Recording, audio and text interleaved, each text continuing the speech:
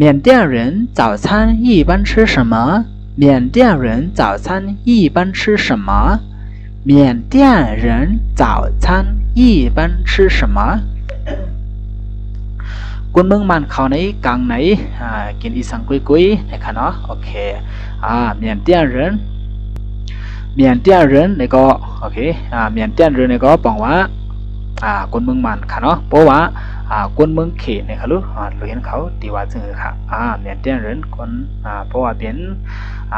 缅甸人คนเมืองมันเพราะว่าคนเมืองเขตเนี่ยก็中国人ค่ะเนาะเพราะว่าเป็นคนเมืองไทยเนี่ยก็ไทย国人นะครับเนาะโอเคจึงค่ะเลยค่ะเนาะ早餐ในบอกว่าอาหารกลางไหน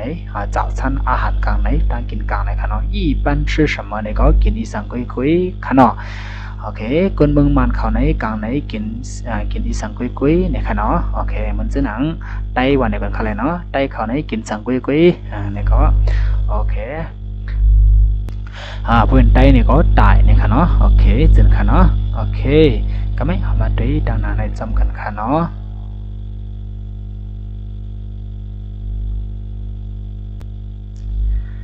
缅甸的主食缅甸的主食以什么为主？缅甸的主食以什么为主？你看呢？คนเมืองมันกินอีสังเปิงลงมันนะครับเนาะโอเคคนเมืองมันเขาในเปิงลงมันเขากินอีสังเป็นเปิงลงมันนะครับเนาะโอเคมันเป็นซึ่งหื้อเนี่ยโอเคมาด้วยจำมาครับเนาะเมียนเตี้ยนบอกว่าโอเคเมียนเตี้ยนเนี่ยเมียนเตี้ยนในบอกว่าคนเมืองมันค่ะเนาะเมียนเตี้ยนในบอกเมืองมันคนเมืองมันใช่ค่ะเนาะเมืองมันค่ะเนาะเมียนเตี้ยนเมืองมัน主食ในบอกว่าโอเคตั้งกินเป็นเปิงลงมันค่ะเนาะจูในบอกว่ามันลุกมาเดียนว่าจูเยาจงเยาจูนั่นค่ะเนาะโอเคจูในบอกเปิงลง十ใน3บอกว่า十ใน3บอกว่าอาหารค่ะเนาะโอเคมันลุกมาดีนะ50นั่นค่ะเนาะปุ่นก็จู10เนี่ยก็บอกว่าตั้งกินอันเป็นเปิงลงมันอธิกามันนั่นค่ะเนาะอีเวจูในโอเคอีเนี่ยเวจูในมันเป็นกรามามีนึงเป็นโอเคมันบอกว่าโอเคบอกว่าเปิงลงเนี่ยค่ะเนาะ什么เนี่ยก็บอกว่าอีสังค่ะเนาะเปิ้นก็以什么为主แล้วก็บอกว่าอีสังเป็นเปิงลงมันในค่ะเนาะโอเคอีสังเป็นเปิงลงมันละบอกว่าตั้งกินในค่ะเรื่องเขาค่ะเนาะโอเคกูเมืองมาในกินตั้งกินอีสังกินอาหารอีสังเปลี่ยนเปิงลงมันไว้อาหารจังเสียเลยกินเป็นเปิงลงมันในเจนค่ะเรื่องเขาค่ะเนาะOK， 好，看嘛，对中文来看喏。为什么外国人喜欢去昂山市场？为什么外国人喜欢去昂山市场？ย้อนเบอร์สังคนดอกเมืองเขาเกี่ยวกับที่การอองซานเนี่ยค่ะเนาะการอองซานเนี่ยไอ้ที่กำค่ะเนาะคือได้ขึ้นมาสับเลียงค่ะเนาะเอามาด้วยกำตัวดังค่ะเนาะ为什么เนี่ยบอกว่าย้อนเบอร์สังค่ะเนาะโอเค为什么ย้อนเบอร์สังเหมือนจะเหมือนมันไล่ใจตื่นมันค่ะเนาะ为什么你不爱我ย้อนเบอร์สังเลยไม่อำหักเขาละนะคะเนาะ为什么你不爱他ย้อนเบอร์สังเลยไม่อำหักมันใจละนะคะเนาะ为什么你来这里ไม่มาที่ไหนย้อนเบอร์สังละย้อนเบอร์สังไม่มาที่ไหนละในเส้นนี้ค่ะเนาะเอาขาจะในค่ะเนาะเรียนเขาค่ะเนาะโอเคมันอยากสั่งค่ะเนาะ外国人ในบอกว่าคนดอกเมืองค่ะเนาะ为什么外国人นะคะเนาะย้อนเบอร์สังเลยคนดอกเมืองเขานะคะเนาะ喜欢ในซ้ำบอกว่าไหลใจย้อนเบอร์สังเลยคนดอกเมืองเขาไหลใจนะคะเนาะซ้ำไหลใจอีสังละบอกซ้ำไหลใจอีสังละบอกในจังชุยนะคะเนาะไหลใจกว่าย้อนเบอร์สังคนดอกเมืองเขาไหลใจกว่านะคะเนาะโอเคมันก็จำผิดเหมือนความแดวเลยค่ะเนาะสรุปแค่นั้นเขาจำสังเกตด้วยค่ะเนาะ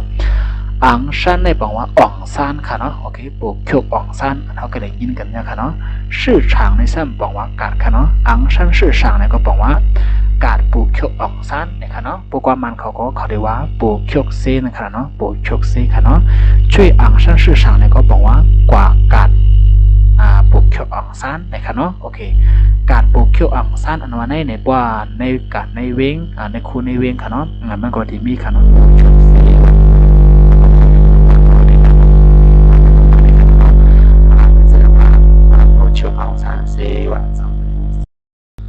เจนค่ะเลยค่ะเนาะเพราะว่าก็เบอร์ปกเขียวอ่องซันว่าสังสินเจนค่ะเนาะโอเคก็เบอร์นั้นที่ในก็วันไหนกว่ากัด เคียวอองซานอันนั้นมันเป็นจือกาดไว้ค่ะเนาะเราเห็นเขาค่ะเนาะมันใจว่ากาดอันนั้นเป็นโปเคียวอองซานให้ด้วยนำใจเจนค่ะเนาะโอเคเหมือนจะหนังว่าเจ้าจามทุนชื่อช่างแล้วก็บอกว่าการเจ้าจามทุนค่ะเนาะเหมือนจะหนังดีตอนกี้นะครับก็เลยหันก็ค่ะเนาะค่ะมาดูดังนั้นในจำกันค่ะเนาะ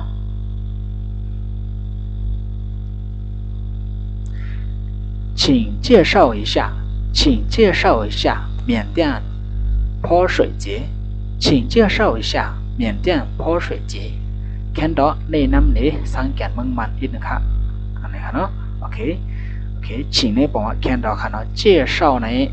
介绍ในบอกว่าในน้ำค่ะเนาะ请介绍ในก็บอกว่า看到ในน้ำเนี่ยค่ะเนาะ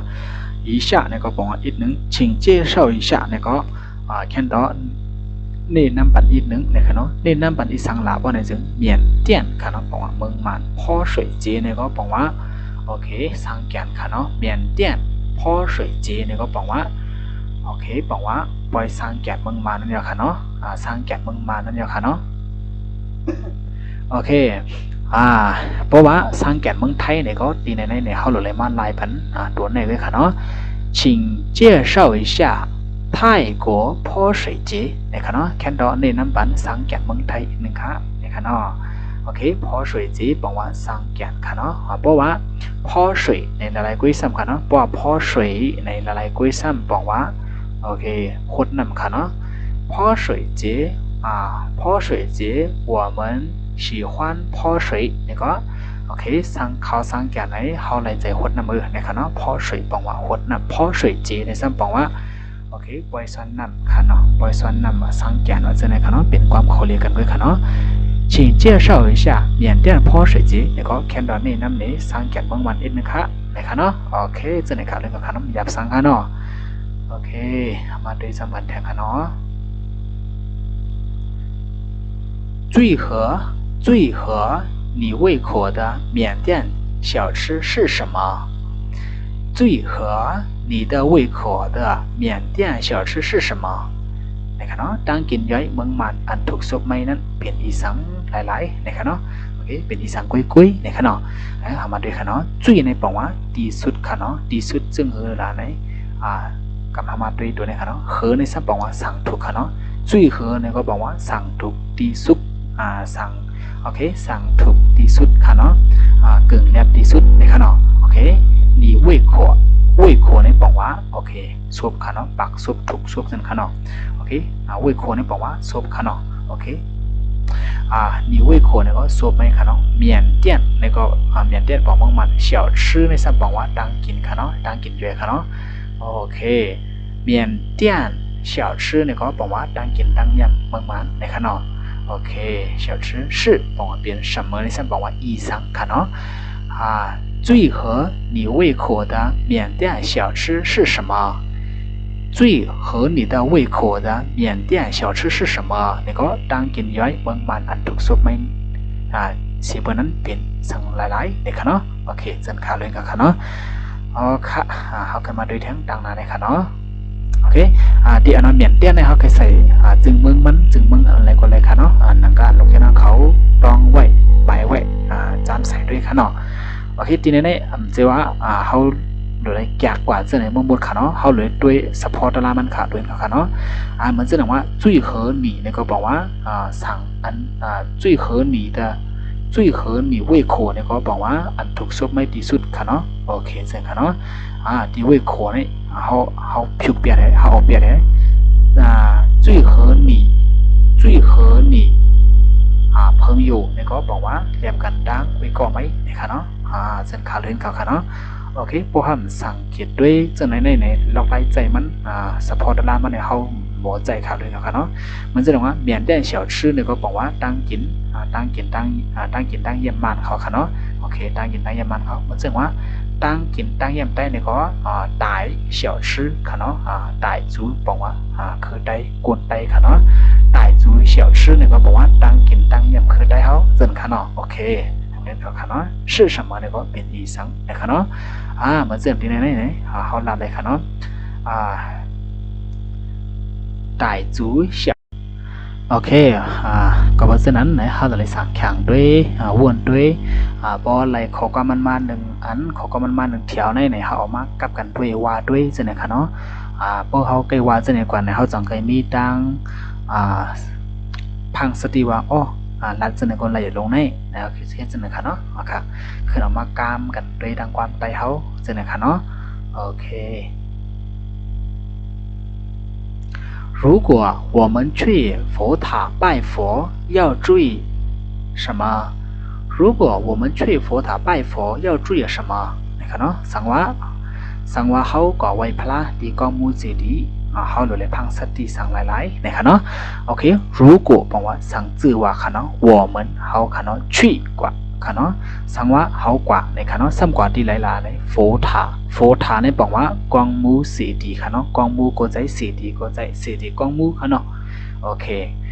如果我们去佛塔สังว่าเขากว่าที่เจดีกองมูนะครับเนาะ拜佛แปลว่าเอาไว้พระค่ะเนาะป้ายในปองเอาไว้โฟในซ้ำปองว่าพระค่ะเนาะป้ายโฟไว้พระเหมือนเจ้าหนังไว้โปโปเมเม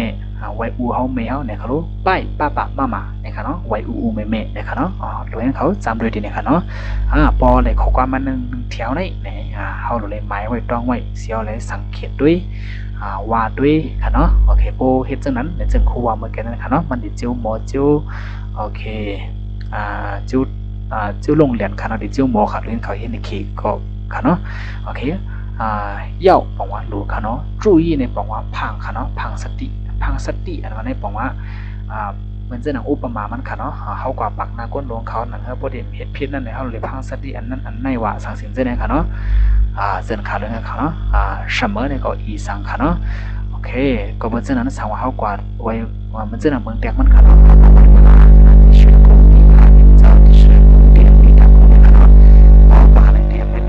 ว่าเปิดให้ค่ะเนาะเปิดคนสายสั่งเป็นตรงให้มันโปรเงี้ย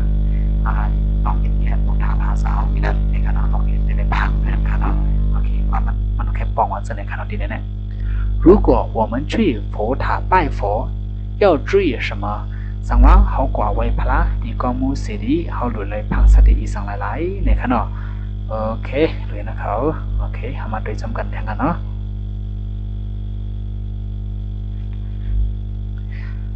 在仰光，如果你要买珠宝，你看哦 ，OK， 应该去哪里买？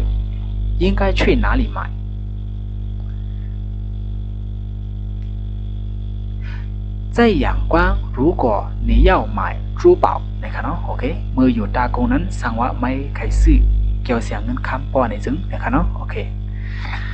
在仰光ในบอกว่าอยู่ที่ยันกุงค่ะเนาะ仰光บอกว่ายันกุงนั่นก็ตากุงค่ะเนาะ在仰光เมื่ออยู่ที่ตากุงนั้นนะครับเนาะ如果สังชื่อว่า你要买ไข่ค่ะเนาะหมายในบอกว่าซื้อ你要买ไม่ไข่ซื้อค่ะเนาะ珠宝ในบอกว่าเกี่ยวเสียงเงินคำค่ะเนาะโอเค珠宝ในบอกว่าเกี่ยวเสียงเงินคำค่ะ在仰光如果你要买珠宝เมื่ออยู่ตากุงนั้นสังว่าไม่ไข่ซื้อเกี่ยวเสียงเงินคำป้อนในจึงในข่าวเนาะโอเค应该去哪里买ถูกดีกว่าซื้อที่ไหนเนี่ยค่ะเนาะ应该ถูกดี应该去ถูกดีกว่าที่ไหนถูกดีกว่าค่ะเนาะ哪里买เนี่ยก็บอกว่าซื้อที่ไหน哪里เนี่ยบอกว่าที่ไหนค่ะเนาะ你在哪里เนี่ยก็บอกว่าไม่อยู่ที่ไหนเนี่ยค่ะเนาะโอเคมีสังขารเลยค่ะเนาะมาดูจังหวะเนี่ยค่ะเนาะ你觉得水绵语难不难？为什么？你觉得水绵语难不难？为什么？你看เนาะไม่วนว่าสอนความมันหยาบย้อนสังนะครับเนาะ你ไม่觉得ในบอกว่าวนว่าค่ะเนาะ水บอกว่าเห็นค่ะเนาะ绵语ในบอกว่าความมันค่ะเนาะปืนความได้ในเขารู้ตายอยู่ในค่ะเนาะตายอยู่ในก็สอนความได้นานบอกว่าหยาบค่ะเนาะปู้นานในสัมอ่ำหยาบค่ะเนาะนานปู้นั้นในก็หยาบอ่ำหยาบในค่ะเนาะ你觉得水绵语难不难ในค่ะเนาะไม่วนว่าสอนความมันหยาบอ่ำหยาบในค่ะเนาะทีนี้เนี่ยเขามาจำลายด้วยทีนี้ค่ะเนาะตีตัวในค่ะเนาะเพราะนั้นก็你觉得水打语难不难ในก็ไม่วนว่าสอนความได้ในหยาบอ่ำหยาบในค่ะเนาะ为什么ในสัมปองว่าย้อนมือสังละในค่ะเนาะโอเค